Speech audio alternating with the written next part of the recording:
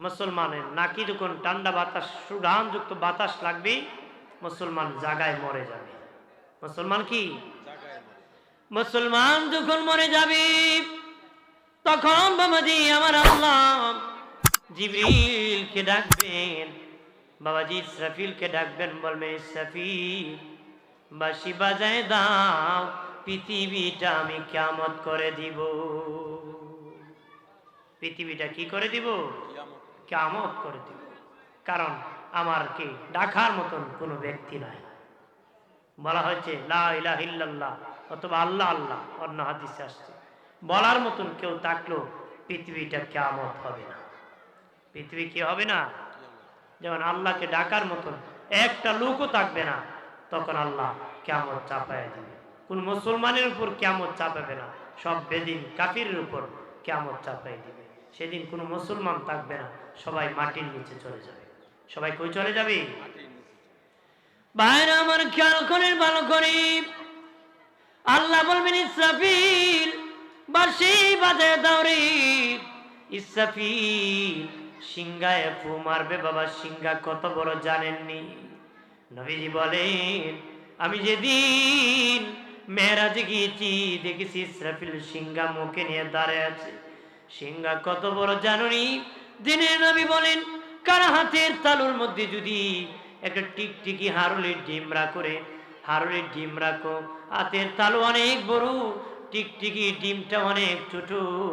নবী বলেন ইসরাফিলের সিংহার হাতে পৃথিবীটা টিকটিকি ডিমের মতন, সিংহাটা হবে মানুষের হাতের তালুর মতন।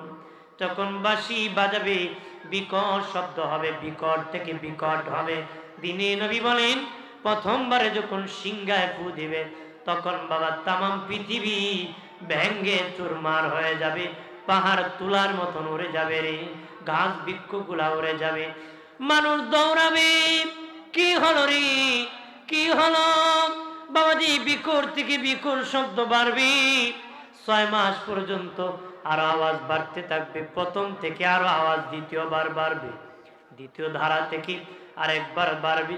বাড়তি বাড়তি বাবা মানুষ দৌড়াবে, নেতার বাড়ি যাবে, যে বুঝদার আছে জ্ঞানী আছে তার বাড়িতে যাবে। সবাই মিটিং করিয়া খোলা মাঠের মধ্যে চলে যাবে। খোলা মাঠে যাবে কি করব? খোলা মাটি যখন মানব জাতি দাঁড়াবে, তাদের পাশে জিন জাতি দাঁড়াবে, পশু পাখি দাঁড়াবে, যত সৃষ্টি আছে পাখি সব ভাগ ভাল্লুক দাঁড়ায় যাবে। ভাগ ভাল্লুক কি যখন বাবাজি দাঁড়ায় যাবে রে, আল্লাহ বলবে রে আজরাইল তুমি কবজ করে ফেলো রে, কবজ করে ফেলো। তখন বাবা পশু পাখির রূহ কবজ করা হবে। বাঘ ভাল্লুক যত পশু পাখি আছে, ভেড়া দুম্বা সবার রূহ কবজ করা হবে। আল্লাহ বলবেন রে আজরাইল তুমি আবার জিন জাতির রূহ কবজ করো। জিন জাতির রূহ কবজ করা হবে। আল্লাহ বলবেন মানব জাতির রূহ কবজ করো। মানব জাতির রূহ কবজ করা হবে। এরপরে আল্লাহ বলবেন হে আজরাইল তুমি ইসরাফিল মিকরাইল জিবরাইল বাদে 4 জন বাদে বাকি সব ফেরেশতার রূহ কবজ করো। সব ফেরেশতার রূহ কবজ করা হবে। সব ফেরেশতার রূহ কবজ করা হবে। তখন আজরাইল বলবে আল্লাহ আমরা 4 জন বাদে আর কেউ নাই। আল্লাহ বলবেন তুমি বাদে বাকি 3 জনের রূহ কবজ করো। 3 জনের কবজ করা হবে। আল্লাহ বলেন আজরাইল এবার তোমার পালা রে, এবার তোমার পালা, তোমার রূহ কবজ করা হবে, তোমার রূহ কবজ করা হবে। সেদিন আজরাইল দেখি বলবে ও মালিক আগে যদি আমি জানতাম পৃথিবীর কারো রূহ আমি কবজ করতাম না, কারো রূহ আমি কবজ করতাম না, আগে যদি জানতাম পৃথিবীর কারো রূহ কবজ করতাম না, বাবার সামনে ছেলেকে আনতাম না, ছেলের সামনে বাবাকে আনতাম না, মায়ের সামনে মেয়েকে আনতাম না গো মালিক, আগে যদি জানতাম আমি কারো রূহ কবজ করতাম না রে। আল্লাহ বলবেন হে আজরাইল তোমার মরণের পালা। আল্লাহ বলবেন মরে যাও। বলতে দেরি আজরাইল মরতে দেরি নাই। মরতে বলতে দেরি, মরতে কি দেরি নাই, মরতে দেরি নাই, মরে যাবে। শুধু আল্লাহ আল্লাহ আর কিছু নাই, সব শিবকে কবজ করা হবে। 8টা জিনিস ধ্বংস হবে না। কয়টা? 8টা। আরশ, কুরসি, লৌহ, কলম, জান্নাত, জাহান্নাম, ইসরাফিলের সিংহা, মানুষের রূহ। মোট 8টা জিনিস ধ্বংস হবে না।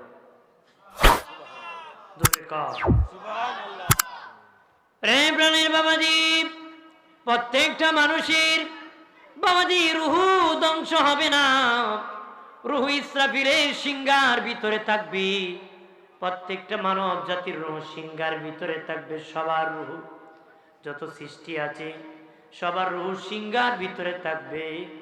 ইসরাফিলের সিংহার ভিতরে আসন থাকবে। প্রত্যেক মানুষের রুহুর আসন থাকবে, সেখানে থাকবে। তখন আমার আল্লাহ একাধারে 40,000 বছর বৃষ্টি নাজিল করবি। কত বছর? 40 বছর। আমার আল্লাহ 40,000 বছর বৃষ্টি নাজিল করবি। বাবাজি, বৃষ্টি দ্বারা পৃথিবী আল্লাহ সমতল করবি।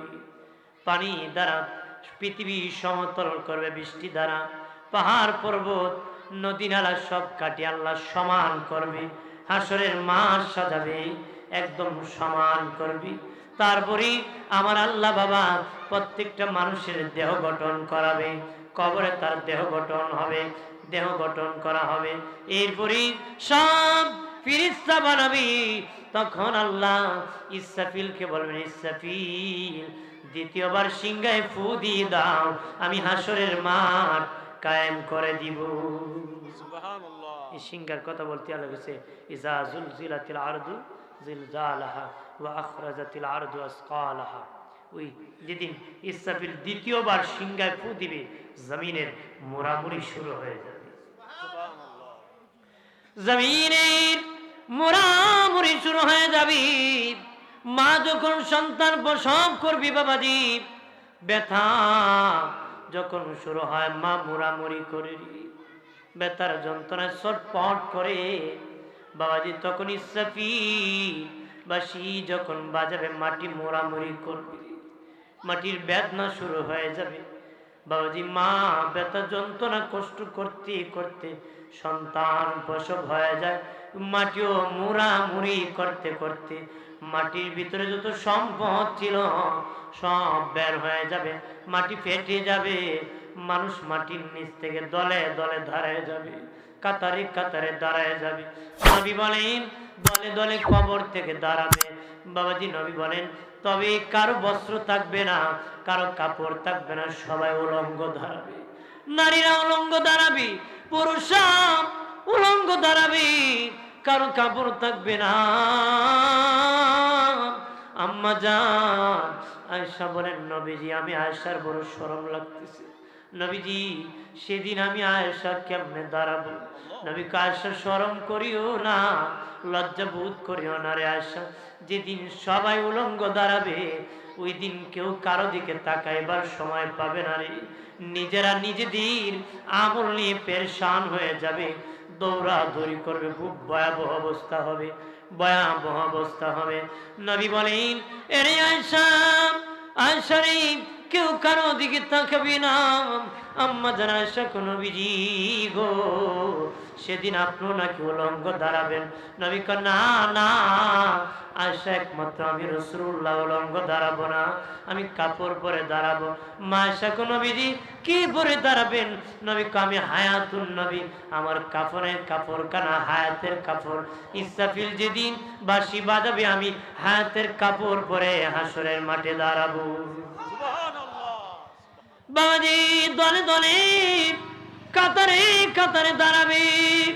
ও বাবাজি, বাবাজি কেউ হাত পাও কাটা অবস্থায় দাঁড়াবে রে, কেউ হাত পাও কাটা অবস্থায় দাঁড়াবে, হাত থাকবে না, পা থাকবে না।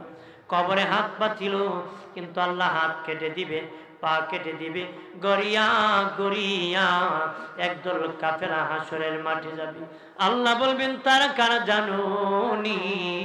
তার ওই সমস্ত ব্যক্তি যারা দুর্বলের প্রতি জুলুম করেছে, প্রবাসীর প্রতি জুলুম করেছে, নির্যাতন করেছে। এই জন্যই বীর বাহাদুর গোষ্ঠীকে আমার আল্লাহ হাত পাও কেটে পঙ্গ বানায় দিছে। তারা গড়িয়া গড়িয়া হাসরের মাঠে যাবে। একটু চিল্লায় বলে নাউজুবিল্লাহ। এরপরে আরেক দল বাবা জানোয়ারের মতন দাঁড়াবে, পশু পাখির সুরত হয়ে যাবে, জানোয়ারের সুরত হয়ে যাবে। আর একদল মানুষ ঠিক কিন্তু সুরত জানোয়ার হবে। আল্লাহ বলেন তারা কারা জানুনি? ও হাসরবাসী, তারা ওই সমস্ত ব্যক্তি যারা দুনিয়ার মধ্যে নামাজ পড়ে নাই, এই জন্য আল্লাহ জানোয়ার বানাই দিছে। আরেকদল মিসকুল জীবান, পেট পাহাড়ের চেয়ে বড় হবে, অ্যাকুরিয়াম বেলুনের ভিতরে কিছু দিলে, নাড়াচাড়া দিলে বাহির থেকে দেখা যাবে।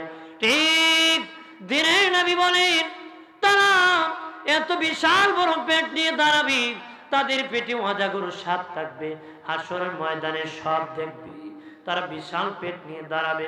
আল্লাহ বলবেন হে হাসরবাসী দেখো রে, আর দূরে না, এ হাসরবাসী দেখো, ওরা এই সমস্ত ব্যক্তি যারা সুদ খেয়েছে, ঘুষ খেয়েছে, এই জন্য তাদের এই অবস্থা হয়ে গেছে। আরেক দল বাবা শুনে নাও, কানটা খুলে রে, ভালো করে শুনে নাও। জীবনে এসেছি আর না আসতে পারি, আজকে আল্লাহ আনছে, আর কোনোদিন না আনতে পারে। বলে দি কানটা খুলে শুনে নাও, ভয়াবহ অবস্থারই কোনো কাফেরের বর্ণনা দিতেছি না, সব মুসলমানের কথা বলতেছি, কোন কাফেরের বর্ণনা নয়, ওরা ইমানদারের কথা বলতেছি।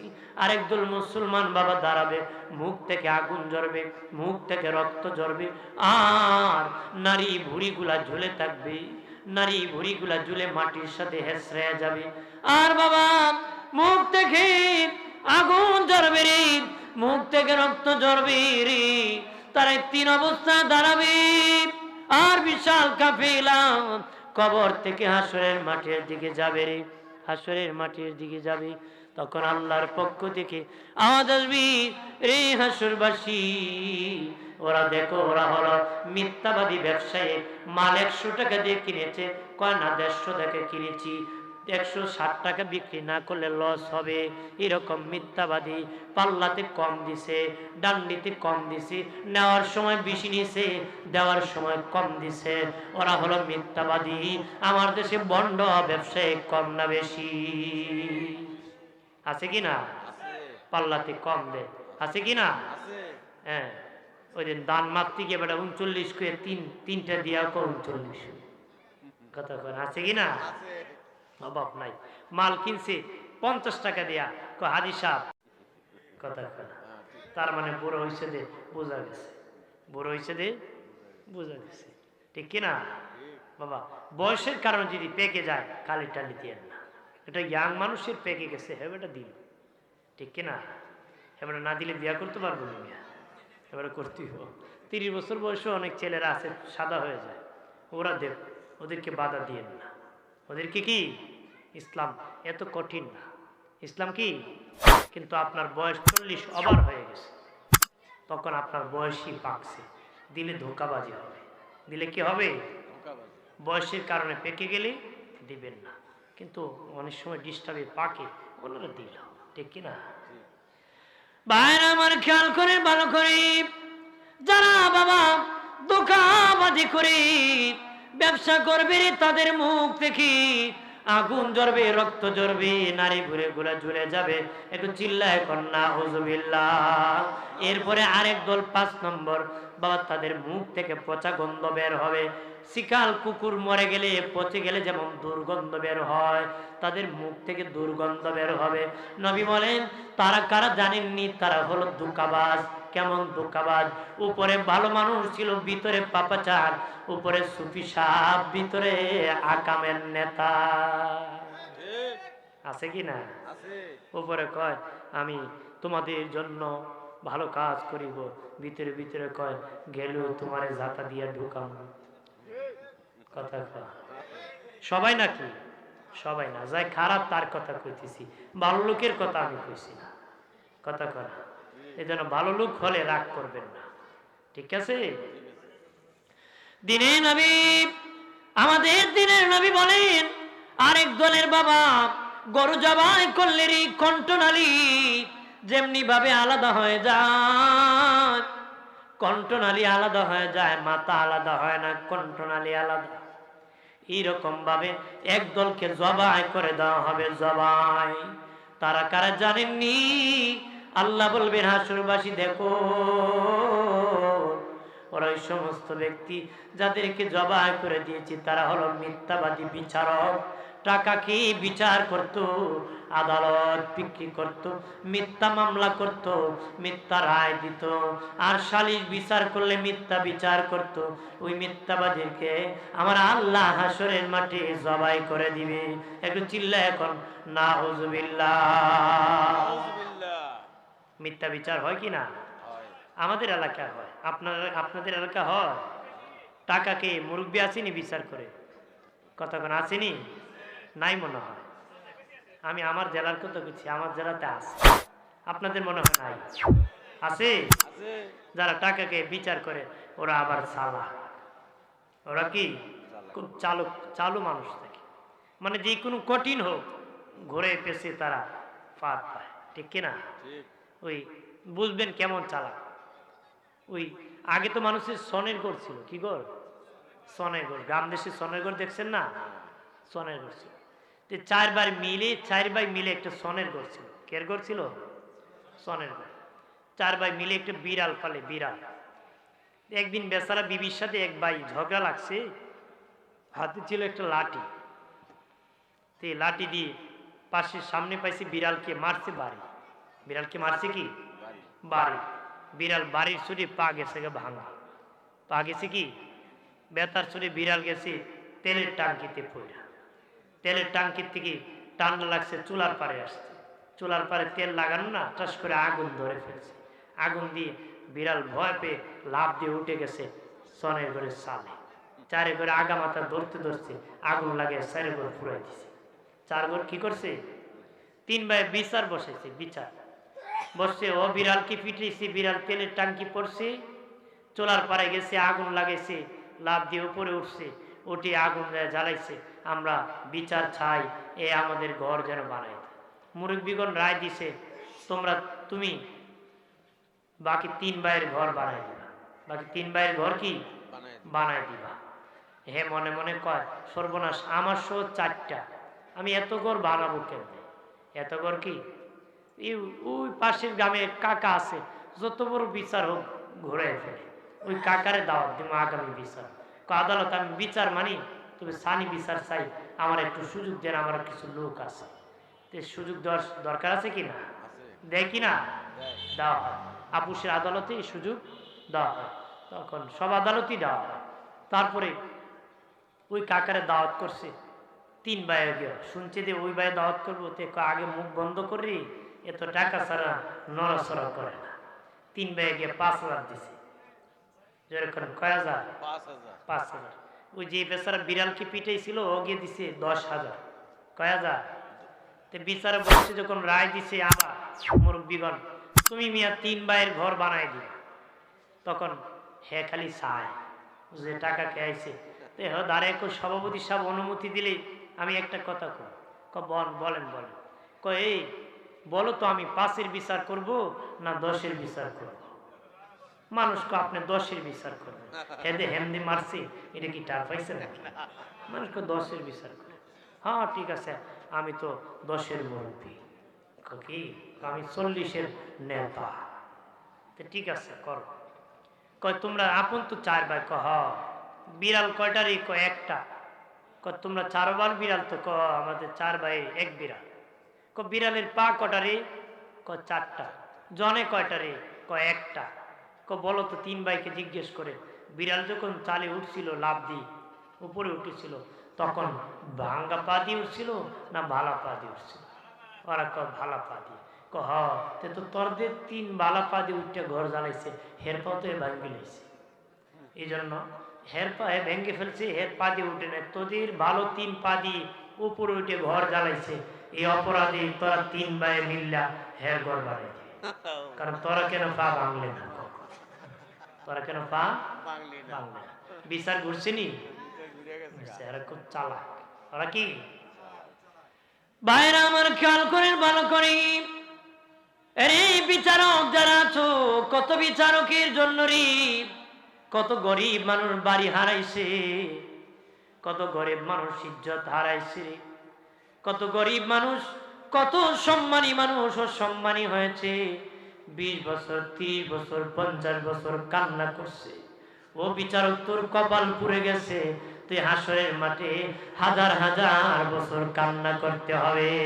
ওয়াকাল আবু হানিফা রাহিমাহুল্লাহ ওয়া হুয়া নায়েবুল্লাহ লিআন্নাহুল হাকিম। ইমাম আবু হানিফা বলেন, যারা ন্যায় বিচার করবে দুনিয়ায়, তারা কিয়ামতে আমার আল্লাহর নায়েব হয়ে দাঁড়াবে। সুবহানাল্লাহ। যারা ন্যায় বিচার করবে তারা আল্লাহর নায়েব হয়ে হাসরের মাঠে দাঁড়ায়। সুবহানাল্লাহ, সুবহানাল্লাহ। এরপরে বাবাজি 7 নম্বর আরেক দল দাঁড়াবে, তার বাবা জিহ্বা কেটে দেওয়া হবে রে। আমার মতন কত বক্তার জিহ্বা কেটে দেওয়া হবে, জিহ্বা কেটে দেওয়া হবে, কত নেতার জিহ্বা কেটে দেওয়া হবে, কত খতিবের জিহ্বা কেটে দেওয়া হবে, কত কারি সাহেবের জিহ্বা কেটে দেওয়া হবে, কত লোকের, কত মুরব্বীর জিহ্বা কেটে দেওয়া হবে। আল্লাহ বলবেন, তারা কারা জানুনি? যারা সত্যকে গোপন করেছে, সত্যকে গোপন করেছে, সত্য কথা বলে নাই, এই জন্য আল্লাহ জিহ্বা কেটে দেওয়া হয়, দিয়ে দিছি। আরেক দল বাবাজি পা আকাশে থাকবে, মাথা নিচের দিকে থাকবে, তার লজ্জাস্থান থেকে ময়লা ঝরবে, পূজা আবর্জনা ঝরতে থাকবে। আল্লাহ বলবেন, হাসরবাসী দেখো রে, যাদের পা আকাশের দিকে, মাথা নিচের দিকে, তার লজ্জাস্থান থেকে ময়লা ঝরতেছে, তারা কারা জানুনি? যারা জেনা করেছে, বেবিচার করেছে, জেনা করেছে, এই জন্য আমার আল্লাহ তাদের পা আকাশে উঠে দিছে, মাথা নিচে দাবায় দিছে, আর তাদের লজ্জাস্থান থেকে ময়লা ঝরতেছে, পুজ ঝরতেছে। এরপরে আরেক দল বাবা যক্কা রোগী, পেট গোলা আগুনে ভরপুর হয়ে যাবে, পেট আগুনে ভরপুর হবে, তারা কারা জানেননি? আমার আল্লাহ বলবেন, হ্যাঁ হাসরবাসী দেখো রে, ওরা হলো ওই ব্যক্তি যারা দুনিয়ার এতিমের মাল মেরে খেয়েছে। এতিমের মাল আগুন, এতিমের মাথায় হাত বুলাইলো সব হয়, এই জন্য এতিম পেলে হাত বুলায় 5 টাকা জীবনে দেয় না। আছে কিনা? এই হাত বুলানোর কথা কইছে না, এই হাত বুলানোর কথা কি? বেড়া খেলে মাথা হাতায় 5 টাকা জীবনও দেয় না। মাথা হাতানো মানে না, অর্থাৎ মাথা হাত দেওয়া মানে তুমি তার গার্জেন হওয়া। কি হওয়া? মা বাবার দিকে রহমতের নজরে তাকা, এভাবে তাকাইলেন আর মা না খেয়ে মরে গেল, এটা রহমতের নজর না। রহমতের নজর মানে যতটা সেবা মার করবা ততটা রহমতের নজর, ততটা কবুল হয়ে। সুবহানাল্লাহ, আর জোরে সুবহানাল্লাহ। 3 ব্যক্তির জন্য আমার আল্লাহর জান্নাত ওয়াজিব হয়ে আছে বাবাজি। 3 ব্যক্তির জন্য আল্লাহর জান্নাত ওয়াজিব হয়ে আছে। আমি আর লম্বা করব না বাবাজি, এরকম মাইকে জীবনও কথা কইছি না। 3 ব্যক্তির জন্য আল্লাহর জান্নাত ওয়াজিব হয়ে আছে। এক ব্যক্তি বাবা অন্ধ, অন্ধ বাবা, যে ব্যক্তি অন্ধ ব্যক্তির জন্য, যে ব্যক্তি বাসস্থানের ব্যবস্থা করবে, লালন পালনের ব্যবস্থা করবে, লালন পালনের ব্যবস্থা করবে, ওই দাতার জন্য আমার আল্লাহর জান্নাত ওয়াজিব হয়ে আছে। 2 নম্বর বাবা, কারো যদি 2টা কন্যা সন্তান থাকে, ওই কন্যা সন্তানকে দিন শিখায়, দিনদার ছেলের কাছে বিয়ে দিতে পারে, ওই বাবা মার জন্য আল্লাহর জান্নাত ওয়াজিব হয়ে আছে।